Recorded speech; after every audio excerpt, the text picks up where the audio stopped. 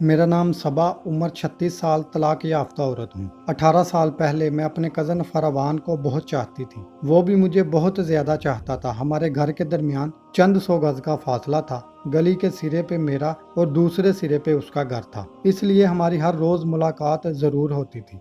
फिर हम दोनों एक ही स्कूल में पढ़ते थे। जब हम 8वीं जमात में थे तो एक दिन फरवान को ब्रेक टाइम फुटबॉल खेलते हुए दाएं पांव पे चोट लग गई, जिस वजह से उसके अंगूठे का नाखून टूट गया और खून बहने लगा। मुझसे रहा ना गया, मैंने उसी वक्त हाथ में पकड़ी पानी वाली बोतल से पाँव को धोया और अपने सर पे लिपटे हुए स्टॉलर को फाड़ कर फरवान के जख्मी अंगूठे पे खून साफ करके बांध दिया। सारे टीचर्स हक्के बक्के हो गए, क्योंकि उनको भी यकीन नहीं आ रहा था कि सबा को हो गया है। ये सब क्यों कर रही है, हमारे मौजूद होने के बावजूद भी।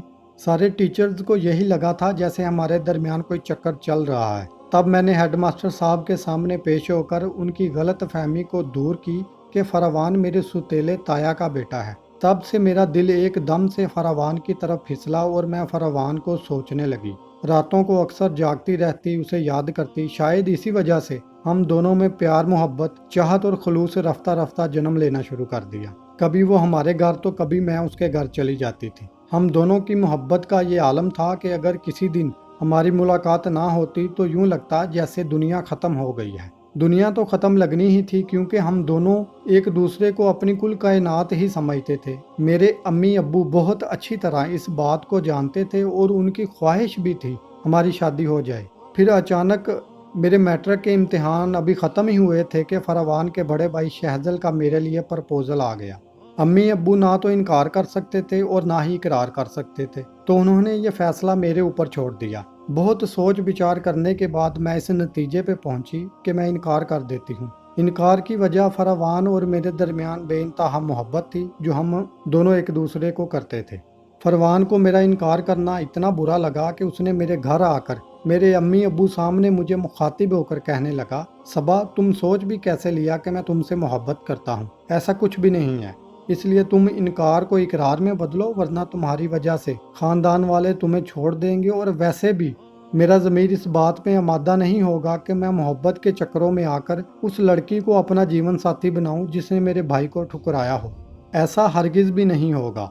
इसलिए अपने इस फैसले पे नज़रसानी करो। मैं जानती थी उसकी आंखें, चेहरा, दिल बता रहे हैं कि वो मुझे बेइंतहा मोहब्बत करता है, लेकिन घर वालों की वजह से वो ये सब कर रहा है। किसी आंधी तूफान की तरह वो आया, मेरी मोहब्बत, चाहत और खलूस और मेरे सारे ख्वाब ख्वाहिशों को मट्टी के घरौंदे समझकर तोड़ गया। मैं शहजल के नाम को अपने नाम के साथ जोड़ने पे राजी हो गई और खुद को तसल्ली दी कि यही मेरे नसीब में है, तो फिर मैं नाशुक्री क्यों करूं। चंद महीनों बाद मेरी शहजल से शादी हो गई।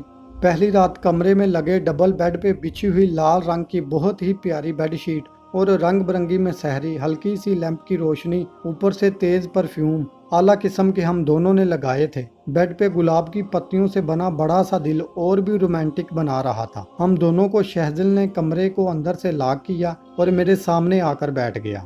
मैंने घूंघट में अपना चेहरा छुपाया हुआ था। मैंने बाएं हाथ की उंगली में बहुत ही प्यारी अंगूठी को देखा। जब शहजल ने मेरा घूंघट उठाया, मुझे मुंह दिखाई में अंगूठी और एक पायल शहजल ने गिफ्ट की थी। फिर आहिस्ता आहिस्ता हम दोनों एक दूसरे की पसंद नापसंद बातों बातों में जानने की कोशिश की। शहजल ने मुझे भारी लहंगे से आज़ाद किया और खुद भी शेरवानी उतार दी। मेरे गोरे बदन पे लाल रंग देखकर शहजल मस्त हो गया। इसे खुद पे कंट्रोल करना मुश्किल हो रहा था, लेकिन उसने खुद पे काबू पा लिया। अचानक वो एकदम से बेड से उठा और उसने कमरे में लकड़ी की बनी अलमारी के सबसे दरमियान वाले खाने के बिल्कुल आखिरी दरवाजे को खोला और उसके अंदर से एक डिब्बा निकाला और एक बुरश। मैं ये सब देखकर बहुत हैरान हुई, आखिर ये है क्या? खैर, मेरी हैरानी भी जल्द ही दूर हो गई। जब शहजल ने डिब्बा खोला तो वो शीरे से भरा हुआ था और सिर्फ 2 गुलाब जामुन थे।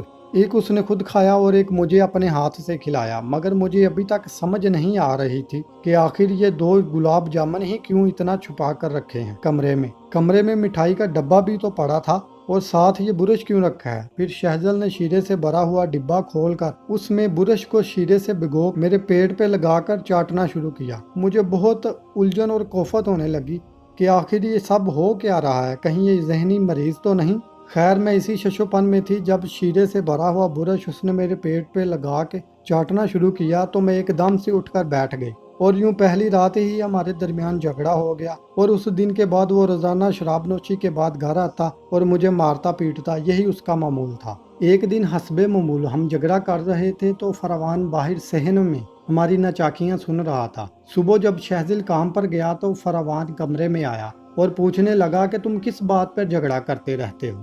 میں نے دروازے کو اندر سے لاک کیا اور فروان کو پاس بٹھایا اور بولا یہ سب تمہاری وجہ ہے، اگر تم مجھے اپنا لیتے تو آج میری زندگی جہنم نہ بنی ہو، تم مرد ہی نہیں، اگر تم مرد ہوتے تو میرے ساتھ ایسا نہیں کرتے۔ اتنے میں باہر سے دروازہ نوک ہوا، دروازہ کھولا تو باہر شہزل تھا۔ اس نے ہماری سب باتیں سن لی مگر خاموش رہا۔ فروان کو بھی یہ بات برداشت نہ ہوئی، وہ بھی اپنے بھائی کے سامنے شرمندہ سا ہو گیا۔ اسی دن رات کو شہزل نے مجھے طلاق دے دی اور فروان نے سب واقعے کا ذمہ دار خود کو ٹھہراتے ہوئے زہر کھا لیا۔ یوں ایک غلط فیصلے کی وجہ سے 3 زندگیاں ختم ہو گئیں۔ جی تو پیارے سامعین، اپنی رائے کا اظہار کمنٹ کے ذریعے ضرور کیجئے گا، ویڈیو کو لائک اور شیئر کیجئے گا۔ انشاءاللہ حاضر خدمت ہوں گے ایک نئی ویڈیو کے ساتھ، تب تک اجازت دیجئے گا، اپنا خیال رکھیے گا اور ہمیں دعاؤں میں یاد رکھ۔ اللہ نگہبان۔